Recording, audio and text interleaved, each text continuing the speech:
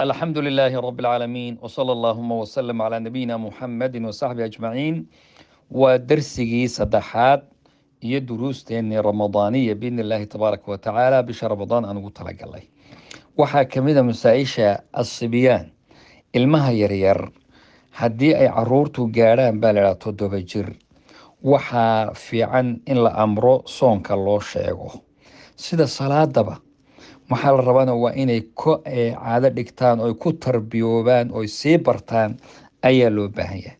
dadkii salafka ahaana salafu hadi umma sidaasay samayn jireen oo weliba iyagoo gaajaysan ayay maaweelin jireen.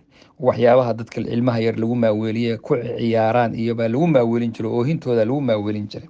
marka ilmaha in la baro oo soonka loo sheego oo soon la yidhaahdo weliba hadduu awoodona uu dee dhammaystira maalintii, hadduu awoodi kari waayona meeshii ay la gaadho ha ku afuro oo waxba yaan lagu dhibin.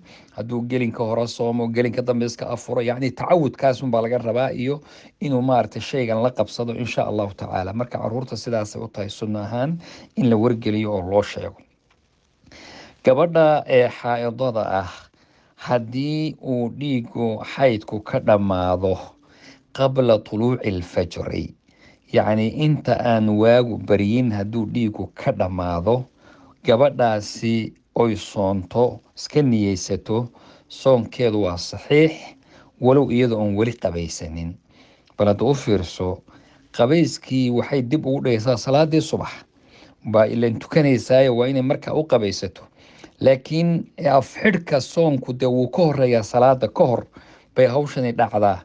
marka inta iska hadday gabadhu ogaato inuu habeenka gelinkiisa dambe ka dhammaaday, inta iska suxuurato ay ku tala gasho ay suxuurteedii diyaarsato oy soonkii niyooto, ilaan soonka in la niyoodaa waa lagama maarmaan, ayay waxay samaynaysaa kadibna markuu waagu baryo ha iska qabaysato salaadeedii subax ha tukato. marka masalada meesha ku jirta adoon weli qabaysanin waad soomkii waad xidhan kartaa weeyo waad soomi kartaa biidni illaahi tabaaraka watacaala.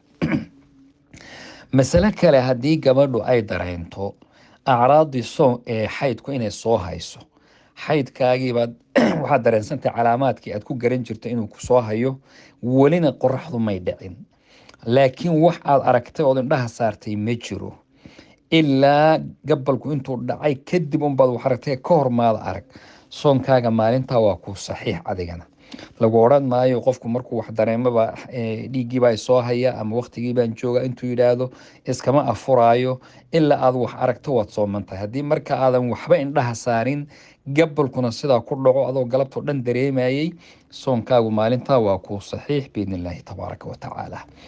masalada kale oo ku saabsan isla gabdhaha alxaa'ida, haddii gabadhu ay daahir ay noqoto maalintii, maalin weyn athnaa annahaar, maalintii haddii ay daahir noqoto iyadoo dhiiggeedii soo hayay maalmaha dhan bay maalinimo duhuradii bay iska daahirowday, marka ma imsaak bay samaynaysaa. imsaak waxaa la yidhaahdaa cuntada gelinka dambe ma iska joojin, oo maadaamu dee ka dhammaaday ma soomana, ogow ma soomana, laakiin maadaamu asbaabtii dhammaatay ma dadkaa sooman baad isu ekaysiinoo waa iska dayn mise waa iska cunaysaa.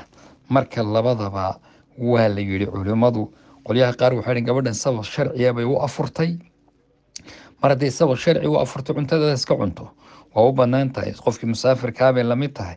laakiin qolyana waxay dhahdeen asbaabtii meesha taallay way ka dhammaatay ha iska dayso, marka wajaba caleyha alimsaak.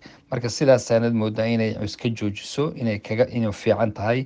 yani waa laba qowl oo culimada, marka qowlkaasaan rajaxaynaa inay iska joojiso wa calayha qadaau dalika alyowm, na maalintaana ay soo qadayn doonto biidni illaahi tabaaraka watacaala. gabadha mustaxaadada ah, mustaxaada waxaa la yidhaha gabdhaha dhiig dhabarka dhiig furanku uu ku dhacay, yacni dhiig furanku gabdhaha uu ku dhacay oo ay iska socdo dhiigu, asbaab badan baa keenta. wadamadan reer galbeedka iyo dee adduunkuna hadda waaba kasii badan yihiin dumarkaasoo waxyaabahan la isticmaalaya ilmaha lagu kala dheereeyay iyobaa wuxuu keenaa wax badan inuu khalkhal ka geliya gabdhaha maaragtay dhiigoodii. marka gabdhuhu hadday sabab min al asbaab, sababkuu rababa ha noqde gabdhihii saxaabiyaadka oo rasuulka la noolaaba iyagoon de waxba isticmaalaynin oo waxyaabahan dhiig ilmaha lagu kala dheereeya xataa aan isticmaalaynin buu gabdho badan oo kamida iyo mustaxaadadaasi dhiiggaasi ku dhici jiray dhabar furanka ah. marka gabadhu haddii la hubiyo inuu dhiiggan yahay dhiiggii mustaxaadada oo dhabar furanka uu yahay, waa dhiig cillad ku yimaada ee dhiigga xaydka ma aha. sidaas daraaddeed dhiiggan gabadha qabtaay way tukanaysaa, way soomaysaa, zawjkeedana waa u xalaal, salaad walbana way u weysaysan ee u qabaysan mayso. marka weyse unbaa laga rabaaye ma u qabaysanayso. ayib dumarka dhalmada dhalay iyaguna dhiiggan nifaaska, ilan dhiigga nifaas baa isugu oo gabdhuhu markay dhalaan dhiigga ka yimaada, ma 40 unbay gabadhu sugi oo 40 kadib bay soon iyo salaad iyo wixii kalaba bilaabi, mise hadduu ka dhammaado horey wax walba ka samayn kartaa? gabadha wuxuu kaga dhammaan karaa muddo ka yar 15 beri iyadoo dhalan ayuu dhiigga dhammaan karaa. asbaabta inuu dhammaadayna dee waa ina aragta arrintii lagu garan jiray, 2 shay baa lagu gartaa. waa ina aragta gabadhu aljafaaf iyo maaragtay inuu maaragtay ay dareento inuu dhiiggii ka qalalay uu ka dhammaaday, iyo inay waxyaabihii calaamaadkii lagu garan jiray dhammaanshaha dhiigga ay aragto.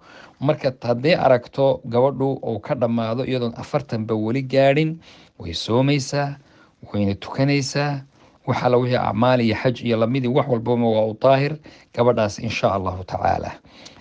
kitaabkii qur-aanka way aqrin kartaa. marka sidaasay la mid tahay gabadhan haddii xilligaas ee la oran mahayo 40 uun ha la sugo. cala alqowli araajix, sida xooga badana dhiigga dhalmadu 40 ma dhaafo biidni illaahi tabaaraka wa tacaala. jazaakum allah khayr, baaraka allah fiikum.